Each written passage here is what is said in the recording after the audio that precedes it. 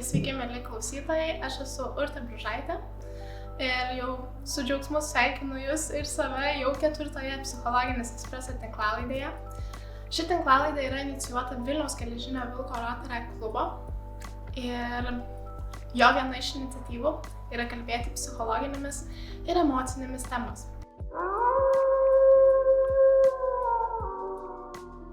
Šiandieną su manimi šioje jaukioje studijoje yra Vilniaus universiteto psichologijos dėstytojas, doktorantas, psichoterapeutas kandidatas Jokūbas Gušas. Labą dieną. Kaip Jums sekėsi atvažiuoti, ar viskas pavyko gerai?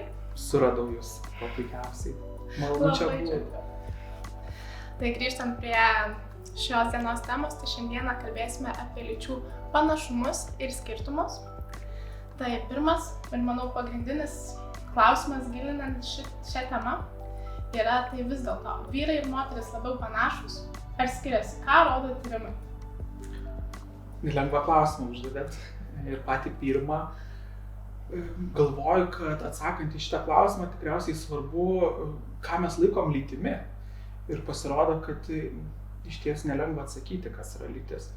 Tai jeigu lytį žiūrėtumėm kaip į kažką biologiško, tai žinoma, tikrai vyrai ir moteris skiriasi tarpusavyje. Skiriasi chromosomomis, genais, hormonais, lyties organais, išoriniais, vidiniais, kitokiais kažkokiais anatominiais požymiais. Bet jeigu apie lytį pakalbėtumėm kaip apie kažkokį tai socialinį, psichologinį konstruktą, kartais taip ir vadinam socialinė lytis, psichologinė lytis, čia vaizdas truputėlį kitoks būtų. Ilgą laiką moksle vyravo toksai įsitikinimas, kad lytis yra skirtingos, net kartais girdim tokį žodį priešingos, viena kitai, nesuderinamos. Daug buvo mokslinių tyrimų atlikta, kurie bandė parodyti tai. Tačiau maždaug prieš 20, o gal net daugiau negu prieš 20 metų buvo iškelta tokia lyčių panašumo hipotezė arba lyčių panašumo prielaida, kuri teigia, kad galbūt lytis yra labiau panašios negu skirtingos, taip kaip buvo anksčiau galvota. Ir buvo pradėta analizuoti daug tyrimų, tūkstančiais tyrimų, kurie bandė palyginti vyrus ir moteris tarpusavyje. Čia mes jau kalbam apie psichologinės savybės. Galite užduoti klausimą, kas čia yra tie psichologinės vyrų ir moterų savybės, ar ne? Tai čia gali būti įvairiausi, tai ką mes vadinam asmenybės bruožai, charakteris, kažkokios kitos individualios savybės, mąstymo gebėjimai, komunikaciniai įgūdžiai, agresyvumas, seksualumas ir daug kitokiausių įvairių psichologinių kintamųjų. Ir iš tiesų visų nuostabai tyrimai patvirtino, kad kažkaip lytis yra labiau panašios negu skirtingos, jeigu mes kalbam apie psichologinės įvairias savybės. Ir manau, kad tiem klausytojams mūsų nebus tiek aktualu įvairūs moksliniai terminai, bet yra skaičiuojami tam tikrai efekto dydžiai, kurie rodo, kad vyrai ir moteris tikrai labai panašios ir tie skirtumai yra tiesiog arti nulio, vadinasi beveik neegzistuojantis. Žinoma, kai kur yra didesnių skirtumų nustatyta, tačiau kalbant apie didžiąją dalį tokių psichologinių bruožų, tai jie yra tikrai labai panašus. Tačiau vaizdą nemažai iškreipia įvairius lyčių vaidmenis arba lyčių rolės. Tai yra, ko mes tikimės iš vyrų ir moterų. Ir viena vertus tyrimai parodo, kad vyrai ir moteris panašus tarpusavę, tačiau lyčių tie vaidmenys, lyčių stereotipai toliau egzistuoja. Mūsų visuomenė jie tikrai iškreipia vaizdą ir bando parodyti, kad vis dėlto vyrai ir moteris yra kažko tai skirtingi. Tai mokslas rodo vieną, bet iš tiesų gyvenime mes pamatom tam tikrus kitokius dalykus. Visuomenė iki šiol egzistuoja tai, ką mes vadinam lyčių vaidmenimis. Ja, aš manau, šitus dalykus mes matome kiekvienoje dienoje realiai, kur tik einame, kur tik susitinkame su kitais žmonėmis.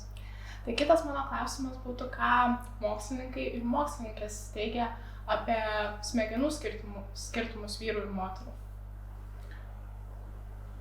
Čia tikriausiai keletą dalykų norisi paminėti. Galvoju, tokią istorinę apžvalgą galbūt padaryti. Tai ilgą laiką moksle vyravo toksai įsitikinimas, kad štai moteris yra mažiau protingos negu vyrai. Ir tyrėjai dėjo visas pastangas, bandant išsiaiškinti, tai kodėl čia taip yra. Pabandė palyginti vyrų ir moterų smegenis, Tai dabar noriu pasakyti, kad tai yra tikrai paneigta. Nėra vienos ar kitos lyties, kuri būtų protingesnė ar mažiau protinga. Ne, tai tikrai yra mitas, klaidingas mitas. Bet kai radosi tokie geresni tyrimo metodai smegenims analizuoti, kurie leido pasižiūrėti netgi pačius mažiausius smegenų skirtumus, tai iš tiesų buvo nustatyta, kad yra tam tikrų skirtumų tarp vyrų ir moterų smegenų. Mes čia nesigilinkim į tos pavadinimus, į tokius niuansus, bet iš tiesų buvo nustatyta, kad tarkim, vienos kažkokios smegenų dalys yra didesnės, kitos yra mažesnės, tarkim, pas vyrus atitinkamai vėlgi vienos smegenų dalys didesnės, mažesnės pas moteris, tai tikrai tokie skirtumai yra nustatyti ir iki šiol yra žinoma, tai galima atsiversti mokslinius tyrimus, pasiskaityti apie tai. Kitas dalykas, kuris man atėjo į galvą, kai jūs paklausėte šito klausimo, tai irgi truputėlį pakvestionuoti ilgą laiką tokį vyravos įsitikinimą, kad moterų smegenys mažesnės yra už vyrų smegenys. Iki šiol įvairiausiose tinklapiuose dar to galima sutikti. Aš galvoju, su to nemažai buvo susijęs ir įsitikinimas, kad štai kažkas yra protingesnis, kažkas mažiau protingas.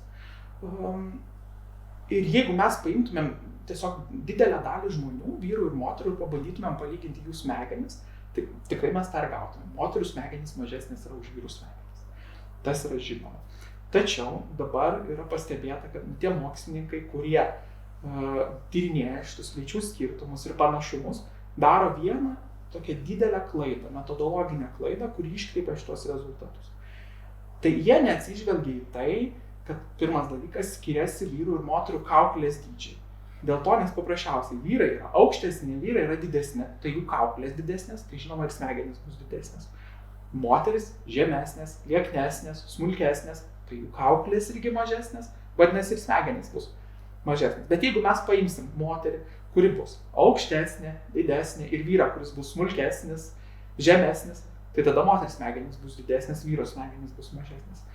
Ir pakartojus tokius pačius tyrimus, tik tai kontroliuojant vyrų ir moterų tą ūgį, sudėjimą, kaukolės dydį, buvo pastebėta, kad iš tiesų nesiskiria smegenų dydis nei moterų, nei vyrų. Jie tikrai yra panašus ir ten tokių labai reikšmingų skirtumų nebuvo nustatyti. Ir grįžtant prie to, nuo ko pradėjau, kad yra pastebimas smegenų tam tikrų skirtumų tarp vyrų ir moterų, man atrodo, gali būti įdomus klausimas, o tada kaip čia tie skirtumai atsiranda, su kuo jie susiję yra. Ir čia moksle yra nemažas ginčas. Ar čia yra įgimta, ar kažkaip tai socialinių veiksnių nulemta. Dabar mes nemažai kalbam apie tai, kad yra ir to, ir to. Yra kažkas įgimta, yra kažkokių socialinių veiksnių nulemta. Ir ką dabar tenka skaityti tokiuose naujausiuose moksliniuose tyrimuose, tai pasirodo, kad nuo to, pavyzdžiui, kokius mes žaislus vaikams duosim žaisti, į kokius žaidimus juos pakviesim, į kokius užsiėmimus, būrelius nukreipsim, nežinau, už ką mokytojai, pavyzdžiui, paskatina. Mergaitės už ką paskatina berniukus, yra pastebėta, kad skirtingus dalykus skatina mokytojai, tai irgi formuoja smegenis. Pavyzdžiui, jeigu mes berniukus labiau kreipiam kažkokius matematinius užsiėmimus, skatinam jų kažkokius tokius technikos, konstravimo, modeliavimo įgūdžius. Na, mergaitės kreipiam atitinkamai, nežinau, kažkur tai šokti, dainuoti, ten dailė ir visokiausi kiti dalykai. Tai akivaizdu, kad tos smegenų sritis, kurios atsakingos už tos žaidimus, už tos užsiėmimus, jos labiau bus išlavėjusios. Tai jeigu berniukus mes vienur kreipiam, tai žinoma, kad tai jų smegenų sritis tam tikros ir bus ten. Kažkaip daugiau neuronų turės, daugiau ten tinklų bus, merginų atitinkamai vėl kažkur tai kitur bus. Tai vadinasi, kad taip smegenų skirtumai kažkokie egzistuoja, bet tai nereiškia, kad jie yra įgimti. Aš manau, kad didelė dalimi tai yra suformuota iš tiesų įvairiausių socialinių veiksnių ir tų pačių lyčių vaidmenų, apie ką mes jau pradėjome kalbėti. Aš ir pati susidūrus esu ir mokyklai, kaip ten mokytojai, tai ką tu čia matematiką mokais, lietuvių reikia žiūrėti į kalbas, į menus. Labai dažnai ir manau, kad ir vaikus reikėtų, ir vidosai, dabar ir tokie yra, mačiau, kur aprengta mergaitė ar berniukas vienaip, ne pagal savo lytį ir jau duodame žaislus atitinkamus tam lyčiai. Tai. Reikėtų, manau, atkreipti dažniau į tai dėmesį ir kad lavinti viską, ką galim lavinti tiesiog kaip žmogų, o ne kaip lytį.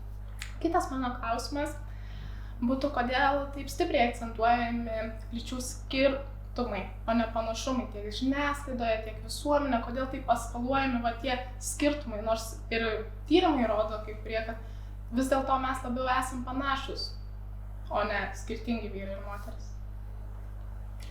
Nu, gerą klausimą uždavėt, į kurį taip irgi sudėtinga atsakyti kažkaip. Norisi pirmą gal pasakyti, kad tikrai akcentuojama, kaip ir jūs čia pateikėt pavyzdžius. Ir aš dėstau lyčių psichologijos kursą ir ne vienus metus studentam duodu tokią užduotį. Tiesiog pastebėti aplinką keletą savaičių. Na, ką iš aplinkose gali užfiksuoti apie vyrus, apie moteris, apie vyriškumą, moteriškumą, ką jie pamato, ko nepamato, ar tai kažkaip atitinka, ko jie tikėjosi tie rezultatai, ar yra kažkas, kas juos nustebina. Ir tenka vis susidurti metai, keletą metų iš studentų ir išgirsti tokių pamastymų, kad kažkaip tai čia net nelabai turėtų būti kažko vyriško ir moteriško, kad kuo toliau, tuo labiau mes kažkaip panašėjam, vyrai išbando tai, ką mes vadinam tradiciškai moteriškais vaidmenimis, moteris labiau tai, kas yra vyriška, pamėgina. Na ir ką jūs galvojat? Iš tiesų mes tikrai iki šiol galim pamatyti, kad yra kažkas vyriška, kažkas moteriška, yra kažkas berniukiška, kažkas mergaitiška, tikrai pilna pavyzdžių, kaip ir jūs pasakėt, yra apie tai, kad tas pasaulis atrodo tikrai yra kažkoks vyrų ir kažkoks moterų pasaulis. Dabar jeigu pagalvotumėm apie psichologinę literatūrą, tai čia mano dideliam liūdesiui. Žmonės vis daugiau skaito psichologinių knygų ir aš nueinu į knygyną pasižiūrėti, apie ką tos knygos yra. Na ir štai pilna knygų yra išleistų, kaip moterim pažinti vyrus ir perprasti juos, kaip vyram suprasti moteris, kokios lytys yra skirtingos, kad jos yra iš kažkokių skirtingų netgi planetų. Na, tai atrodo ir čia net ir populiarioji literatūra, populiarioji psichologija remiasi tais senais įsitikinimus apie lyčių skirtingumą. Pasirodo, kad moksliniam pasauliu yra labai panašiai. Tyrėjai, tyrinėdami tos lyčių panašumus ir skirtumus, pasirodo, kad nustatydami skirtumus daug dažniau publikuoja tokius straipsnius, tuo tarpu, jeigu jie nustato kažkokius tai panašumus lyčių, kažkaip taip linksta nepublikuoti. Tokių publikacijų, ir ką mes tada turim, daug daugiau tyrimų yra apie lyčių skirtumus negu panašumus, kas irgi tarsi formuoja tokį vaizdą, kad tikrai lytys yra skirtingos, iš skirtingų pasaulių, planetų, kultūrų. Ir grįžtant prie jūsų to klausimo, bet kodėl mes taip akcentuojam lyčių skirtumus, nepanašumus, tai galbūt vienas iš tokių paaiškinimų, tai būtų mano toks paaiškinimas, kad mes patys lytį ir pačios lytį suprantam labai biologiškai. Kad lytis yra kažkas biologinio ir vadinasi, jeigu vyrai ir moteris skiriasi biologiškai, nuo ko aš ir pradėjau, kad tikrai yra tam tikri biologiniai skirtumai, tai daroma prielaida, kad vadinasi, kažkaip ir vyrų ir moterų, charakteriai, būdo bruožai ir įvairios kitos psichologinės savybės turėtų skirtis. Ir to, kad mes taip stipriai pririšam savo supratimą apie lytį prie biologijos, tai tada ir manom, kad turėtų visa kita būti skirtinga, o todėl, kad biologija yra kažkas, kas įgimta, tai tada automatiškai galvojam, kad ir tie bruožai įvairūs yra įgimti ir praignoruojam įvairiausių socialinių veiksnių įtaką, nenorim galvoti apie tą socialinę lytį. Tai man atrodo, kad tai galėtų būti vienas iš paaiškinimų, kad mes apie lytį stipriai galvojam per biologinius tokius sakinius ir dėl to mums atrodo, kad štai lytys yra skirtingos visapusiškai, ne tik biologiškai, bet ir socialiai, psichologiškai. Parduotuvėse ten žaislų, pavyzdžiui, vienas vitrinės rožinės, kitos mėlynos, jau atskirta visiškai berniukiški ir mergaitiški daiktai. Jo, šitą man pačiai teko pastebėti. Tai dar kitas mano klausimas būtų, kokie lūkesčiai moteriškumui ir vyriškumui keliami šių dienų pasaulyje. Ko norim iš moterų, ko norim iš vyrų. Jau atėję susipažinti, jau turim kažkokį portretą vyriškumo ar moteriškumo. Galėtumėm nueiti tą pačią parduotuvę ir pasižiūrėti, ar ne, tai kokie ten žaislai yra tose skyriuose berniukų ir mergaičių ir tikriausiai iš to jau kažkokių prielaidų mums kiltų, tai ko čia mes tikimės iš būsimų vyrų ir būsimų moterų. Čia tikriausiai yra apie lyčių stereotipus įvairius klausėt ir lyčių vaidmenis. Čia būtų galima be galo daug išsiplėsti ir pripasakoti. kas yra laikoma vyriškumu, kas moteriškumu mūsų visuomeniai, bet man tokių keletą gal dalykų norėtųsi pagrindinių paakcentuoti. Tai man atrodo, kad kalbant apie moteris ir moteriškumą, iki šių laikų labai stipriai yra galvojama apie tai, kad moteris tai turėtų būti mama. Ir kad moteriškumas atsiskleidžia tik tai tada, kada moteris tampa mama. Susilaukia vaikų ar vaiko, jį augina, užaugina ir tai tarsi išskleidžia jos kažkokio tai moteriškumą. Tai šitas įsitikinimas yra labai gilus, jisai daug metų egzistuojantis, iš kartų į kartas yra perduodantis. Ir tai, ką mes galim dabar pastebėti, kad vis daugiau moterų arba porų kalba apie tai, kad jie, pavyzdžiui, nenorėtų turėti vaikų, kad jie neplanuoja turėti.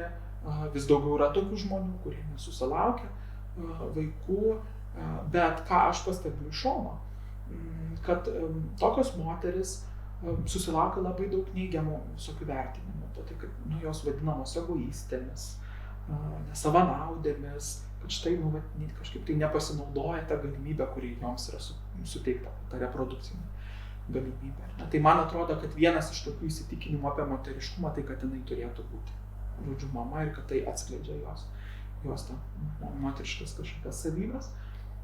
Antras dalykas, apie kurį aš irgi galvočiau, tai yra toksai lūkestis į moteris, kad jos rūpinsis tai savo išvaizdą, savo grožių, investuos ir skirs tam laiką, savo finansus, yra tam tikri grožio standartai, kaip turėtų atrodyti moteris, ko mes iš moteris tikimės. Čia atėjo į galvą ir tas pasakymas, kad moteris tai kokia dailioji lytis, nes jinai tikrai turėtų būti daili, graži. Ir tos moteris, kurios netitinka tų grožio standartų, jos tikrai irgi susiduria ir su depresiškumu, su nerimu, su menka savivertės, menkų savigarbos jausmų, nepasitikėjimu savim. Man atrodo, šiandien mažai ir valgymo sutrikimų įvairiausių yra. Žinoma, vis daugiau moterų kuria kažkokį savitą grožio sampratą ir pradeda kvestionuoti tos grožio standartus, kurie egzistavo čia ilgą laiką. Bet man atrodo, kad vis dar yra gajūs įsitikinimai, kad štai moteris tikrai turi skirti, investuoti į savo kūną, į savo išvaizdą. Ir man atrodo, kad tuo nemažai verslininkai pasinaudoja įvesdami tokius rožinius mokesčius, kuomet moteriški daiktai kainuoja brangiau negu vyriški daiktai, nors iš esmės sudėtis ten visiškai nesiskiria ir taip toliau. Dabar jeigu perėtume prie vyrų, nes kalbėjau tik apie moteris, tai tada kas yra vyriška visuomeniai, kas laikoma vyriška, kaip vyrai ten save išpildo. Tai man atrodo vienas yra tai apie ką dažnai kalbam, kad iš vyrų tikimasi kad jie bus stiprus. Ir stiprus ne tik fiziškai, bet stiprus ir psichologiškai, emociškai, nepalūž, susitvardys, susivaldys, vyrai neparodys, kad jie ten kažkaip palūžta, kad jiem kažkas nesiseka, vyras turi būti orientuotas į sėkmę, į dominavimą, į konkuravimą, į galią, valdžią ir taip toliau. Tai yra vienas lūkestis vyrams, kad jie štai tokie turėtų būti, jie nori būti tikrais vyrais. Kitka, ką rodo Lietuvoje atlikti tyrimai, iš tiesų labai mažai yra padaryta šituo klausimu, kad štai Lietuvoje iš tikro vyro yra tikimasi, kad jis turės darbą, tai bus dirbantis, finansiškai apsirūpinantis. Tai vienas toksai lūkestis yra.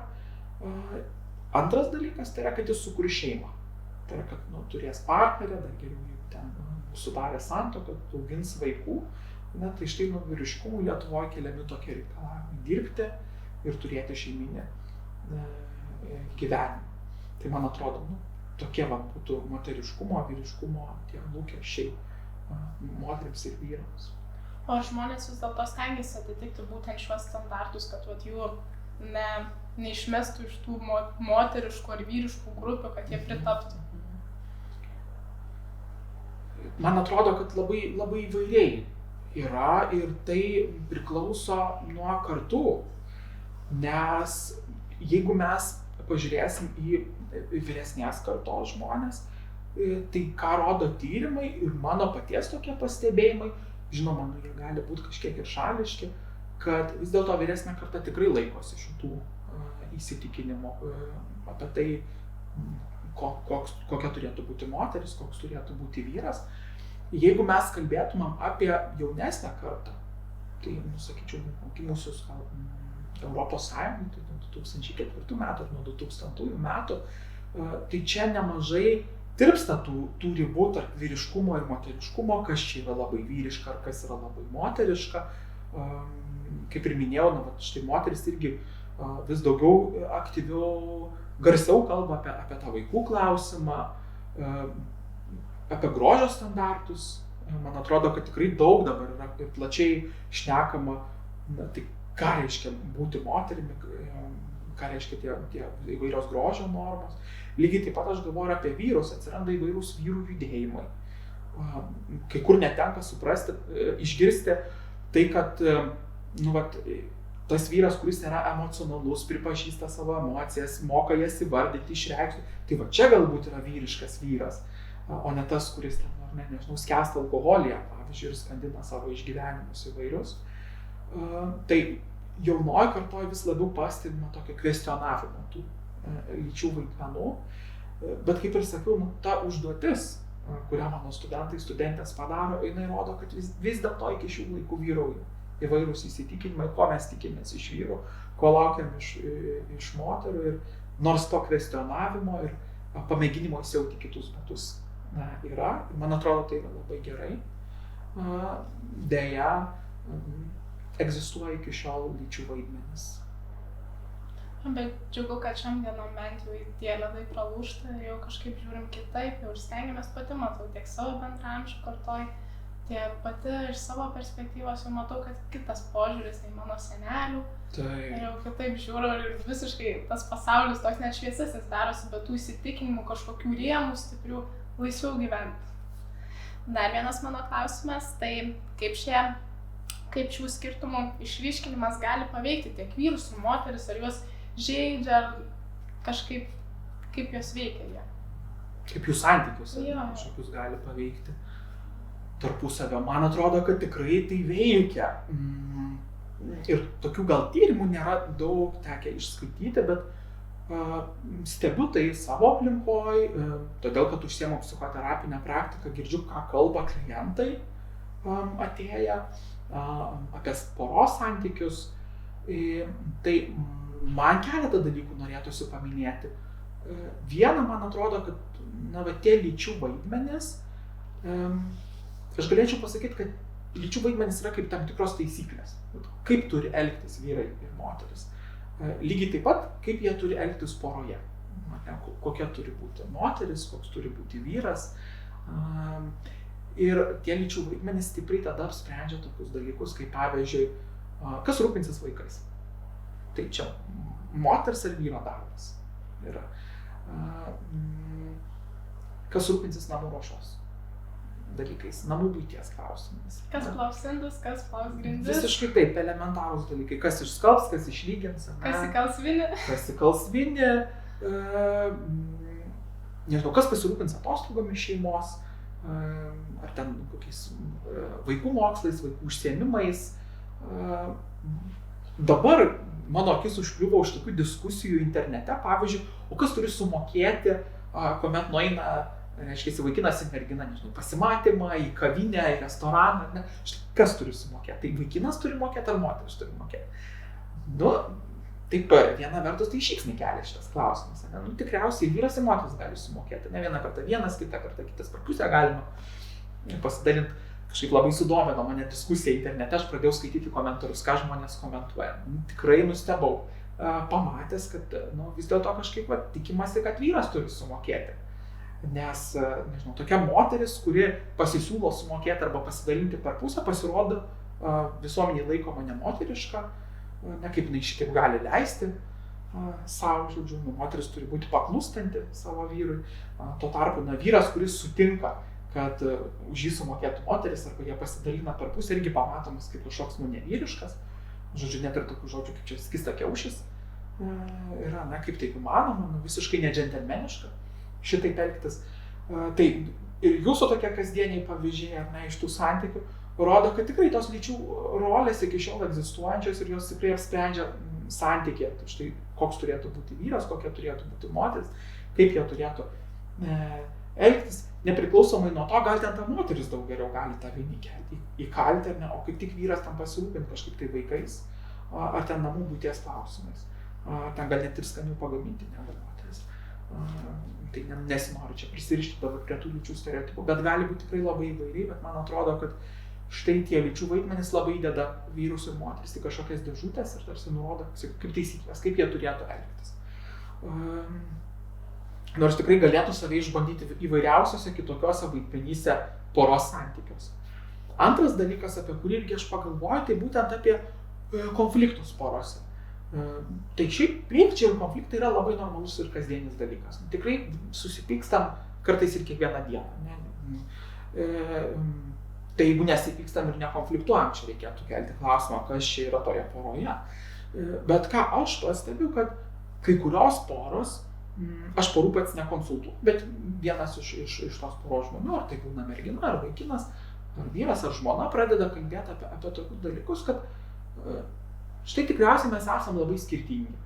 Ir nei man suprasti ten jo, arba ten sako, nei man jos suprasti pavyks iki galo, tai ar tikrai verta spręsti šitos dabar konfliktus, ne? Tikrai verta kelti klausimą, tai kas čia dabar nutiko, susėskim ir pasikalbėkim tarpusavy, kaip mes suprantam, apie ką mes susipykom, ne, kaip mes galim įspręsti šitą konfliktą.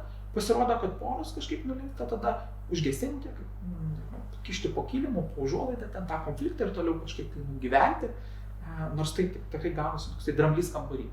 Mes nekalbam apie tai, jaučiam, kad kažkas įvyko, bet nesišnekam. Ir man atrodo, kad toks pabrėžimas apie tą vyrų ir moterų skirtingumą nulėmė, kad žmonės linksta tada nebesigilinti į vienas į kitą. Ir mūsų kalbėjimas apie tai, kad lytis tikrai gali būti panašesnės, negu mes galime įsivaizduoti, ne tokios skirtingos, man atrodo, kad galėtų leisti porom labiau spręsti konfliktus ir pabandyti įsijausti vienam į kitą. Nes empatija egzistuoja, tai mes tikrai galim pajausti kitą, įsijauti jo batus ir pasižiūrėti, kaip jisai galėtų galvoti.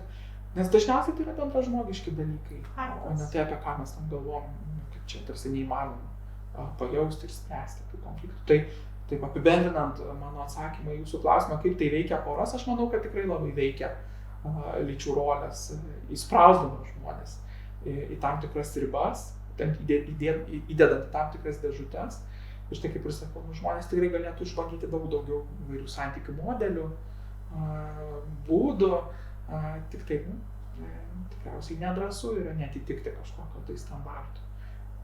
Vis dėlto labai stipriai mus veikia tie stereotipai tokie. Ir net tarp asmeniniuose santykiuose, kur vienas iš tokių pagrindinių dalykų gyvenime, tas tos bendravimas ir tie romantiniai santykiai. Ir jau būtų galima sumažinti net konfliktų skaičių, manau. Vis taip gali būti. Tiesa. Tai mano kitas klausimas labai susijęs su šituo, tai kaip lyčių stereotipo akcentavimas atsiliepia vyrų ir moterų jau psichologiniai, emociniai sveikatai. Nemažai tyrimų yra atliekama, kaip čia siejasi tie lyčių stereotipai, lyčių vaidmenys su psichologinė sveikata. Studentai ir studentės nemažai atlikinėja irgi savo kursinių bakalauro darbų, magistro darbų šitomis temomis, tai vis tenka pasiskaityti. Bet tikriausiai čia neišsiplečiant norisi tokį irgi koncentruotą atsakymą. Tai tikrai veikia, tas yra pastebėta. Pagalvokim, kas įsivaizduojama visuomenėje apie moteriškumą ir vyriškumą. Aš truputėlį jau užsiminiau apie tai, bet kai kalbam apie moteriškumą, mes dažniau šnekam, kad štai moterim yra leidžiama dalintis savo išgyvenimais, ar ne, reikšti emocijas. Kažkaip, moterim tarsi yra priimtina tą daryti. Tuo tarpu, kai mes galvom apie vyriškumą ir emocijas, emocinius išgyvenimus įvairiausius, tai ką ir minėjau, kad vyrai turėtų būti kokie susitvartantis, stiprus, neverkiantis. Ir jeigu paimsim, pavyzdžiui, kokią nors depresiją, tarkim, tai ką mes įprastai galvojam apie depresiją, kaip apie kažkokį tai liūdnumą, kritusią nuotaiką, nedarbingumą, gulėjimą lovoje, sunkumą atsikelti, atsiribojimą nuo kitų. Tai šitie depresijos simptomai pasirodo, kad daug labiau būdingi yra moterims, nes tai yra apie ką? Apie emocinius ir vidinius išgyvenimus. Ir tada susidaro toks vaizdas, kad štai, tarkim, moteris daug labiau depresija serga negu vyrai. Bet nepagalvojame, kad galbūt vyrų depresija tiesiog kitaip reiškiasi. Ir ne taip, kaip vadovėlyje yra aprašyta. Kad vyrų depresija kaip tik gali daugiau reikštis, pavyzdžiui, per jų elgesį, per tas pačias priklausomybės, ten nemiega, arba kaip tik daugiau miega, ar ne, įvairūs kiti tokie dalykai, kurie ne apie išgyvenimus yra, kad jaučiuosi, nežinau, ten beviltiškai, bejėgis ir taip toliau, vyrai mažiau apie tai šneka, jie daugiau kalba apie savo elgesį. Tai štai net kaip psichos sunkumai pasireiškia, jau nulėmė kažkokie lyčių vaidmenys, ne tik ten kreipiasi ar nesikreipia į pagalbos specialistus ar specialistės. Dar pagalvoju apie valgymo sutrikimus, galime irgi trumpai užsiminti. Tai ilgą laiką buvo toks įsivaizdavimas, kad vyrai tai neserga valgymo sutrikimai, šia yra tik tai moterų psichos sutrikimas, kad skyriuose gydosi tik tai moteris. Ir vėlgi pasirodo, kad tai, kaip pasireiškia tam tikri valgymo sunkumai, yra stipriai nulemta, kaip mes matom vyrus ir moteris, ko tikimės iš jų, kokius lūkesčius keliam jų kūnui. Tai, pavyzdžiui, moterų kūnui iki šiol yra keliamas toks lieknumo, liesumo reikalavimas. Ir kai kurios moteris jos stipriai pradeda vadovautis šitais lūkesčiais, jų laikytis. Ir tada, taip, mes matom tai valgymo sutrikimais, tais tradiciniais valgymo sutrikimais. Tuo tarpu iš vyro kūno daug daugiau dabar yra reikalaujama tokių atletiškumo, raumeningumo, stiprumo. Ir tai, ką aš pastebiu, kad vis daugiau vyrų kaip tik ir eina į tos sporto klubus, kas yra irgi gerai, bet man atrodo, tokia rizikos dalis yra apie tai, kad vis daugiau vyrų persistengia ir labai stipriai orientuojasi tada į tą raumeningumą, raumeninę masę, ten matuoja, sveriasi, vartoja įvairiausius preparatus ar net ten prisižiūri savo mitybą. Ir man atrodo, kad nelabai kas pagalvoja, kad čia irgi yra valgymo sutrikimas. Nes mes įsivaizduojam valgymo sutrikimą tik tai tą, ką mes apie moteris galvojam. Tikrai nesusimąstam. Ir tada atrodo, kad čia gal visai nieko sveikas gyvenimo būdas, bet iš tiesų gali būti, kad tai irgi yra tokia kita pusė valgymo sutrikimų, vyrų valgymo sutrikimas. Ir kad tai, kaip reiškiasi tie valgymo sutrikimai, irgi yra nulemta kažkokiu įsivaizdavimu, ko mes laukiam iš vyrų ar moterų, ko tikimės. Šiuo atveju iš jų kūno, kūniškumo, fizinės išvaizdos. Tai irgi taip apibendrinant tą atsakymą į jūsų klausimą, tai atrodo, kad ir jums tikriausiai girdisi, kad tikrai tie lyčių stereotipai nulemia psichologinius įvairiausius dalykus, ne kaip žmonės išgyvena savo sunkumus, kaip su jais tvarkosi, kaip tie sunkumai pasireiškia psichologinai. Tai tikrai atrodo, kad lyčių vaidmenis galingas dalykas. Tikrai privertė nesusimastyti, kad vyrų niekada nesusimasčiau, kad vyrų tas sportas, kad ir steroidų vartojimas, gali būti mitybos. Tikrai įdomu išgirsti tokius dalykus.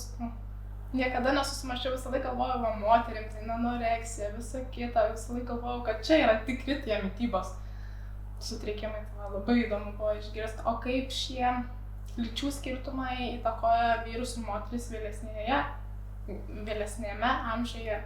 Kaip jie pasireiškia tada? Ar būna kokių neigiamų, teigiamų dalykų? Yra ir teigiamų, ir neigiamų dalykų. Lyčių socializacija iš tiesų atsiliepia žmonių gyvenimams vėliau, vyresnėme amžiuje. Mes čia nekalbėjom, bet gal norisi ir pasakyti, kaip ne tik vėlesnėme amžiuje, kaip įprastai gyvenime atsiliepia vėliau tie lyčių vaidmenys. Taip trumpai mes tą tikrai galim pamatyti, pavyzdžiui, per įvairių profesijų pasirinkimus, stojimus į aukštąsias mokyklas. Iki šių dienų galima išskirti kažkokias moteriškas sritis ir vyriškas. Pavyzdžiui, užsukę į mūsų Vilniaus universitetą, tai galima tą pamatyti. Tarkim, kokia matematikos, informatikos fakultete, fizikos fakultete, mes tikrai sutiksim daugiau vyrų negu moterų. Atėję, tarkim, į psichologijos programą, jūs pati esate psichologijos studentė, tikrai galite patikinti, vyrų kažkaip reta. Vos keli. Tikrai vos keli yra. Ir man atrodo, kad tai nemažai nulemia tie lyčių vaidmenis, ką pasirenka studijuoti. Vaikinai, ką renkasi merginos. Po to tai nemažai lemia ir tam tikrų profesijų pasirinkimą, kuo dirba moteris, kuo dirba vyrai, Galiausiai tai lemia įvairius uždarbio klausimus, kiek uždirba vyrai ir moteris gyvenime. Galiausiai ir įvairiausius psichologinius ir netgi fizinės sveikatos rodiklius nulemia šitie lyčių stereotipai ir vaidmenys. Na, o dabar jūsų klausimas buvo apie vyresnį amžių. Tai pereinant prie to, yra pastebėta, kad vis dėlto šitos lyčių socializacijos praktikos, šitie lyčių vaidmenys, apie kuriuos mes šiandieną su jumis kalbame, teigiamiau atsiliepia moterim, kad vis dėlto aukso puodas jų rankose yra negu vyro. Jums džiugu, man liūdna dėl vyro. Žinoma, tai nesako apie visus vyrus ir visas moteris, bet kokios yra pastebimos tendencijos. Tai, kad moteris nuo mažo amžiaus yra socializuojamas labiau eiti į santykį.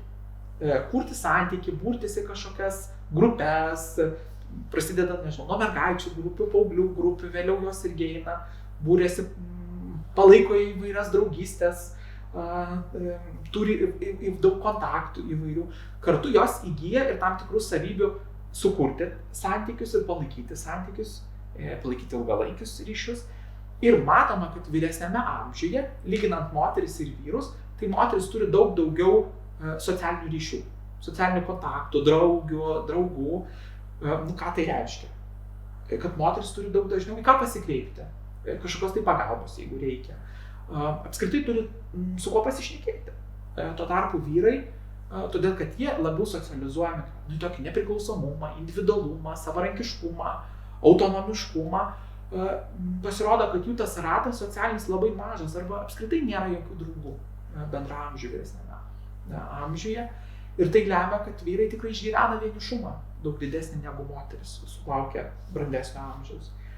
Kitas dalykas yra apie tai, kuo nemažai skundžiasi, man atrodo, paauglės, kuo mano klientės dažnai skundžiasi ir kalba, ypatingai jeigu turėjo kokį nors brolį, jaunesnį arba vyresnį, apie tai, kad joms tenka daugiau namų ruošos darbų padaryti. Ir tikrai tą tyrimai rodo, kad įvairiausiose kultūrose, įvairiais laikmečiais merginom tėvai daug daugiau skiria tvarkytis namuose, namų buities klausimais rūpintis negu vaikinams.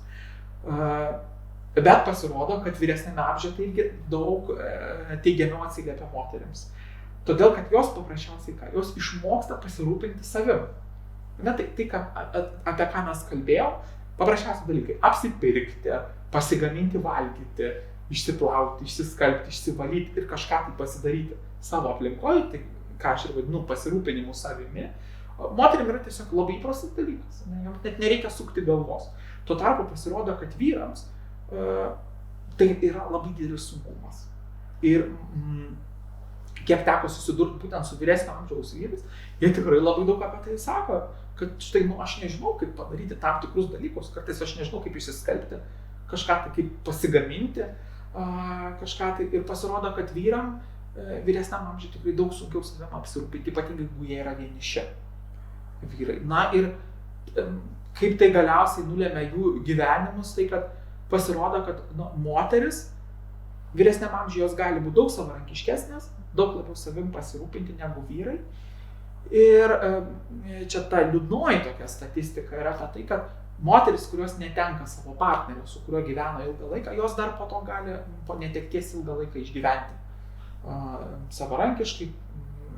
Tuo tarpu vyrai, jeigu mes kalbėsim apie juos, pasirodo, kad jie netekę partnerės, arba tie vyrai, kurie yra vieniši, jų gyvenimo trukmė sumažėja, nes jie daug daugiau yra vienišumo patiriantis, turintis mažiau socialinių įvairiausių kontaktų, įgūdžių pasirūpinti savimi.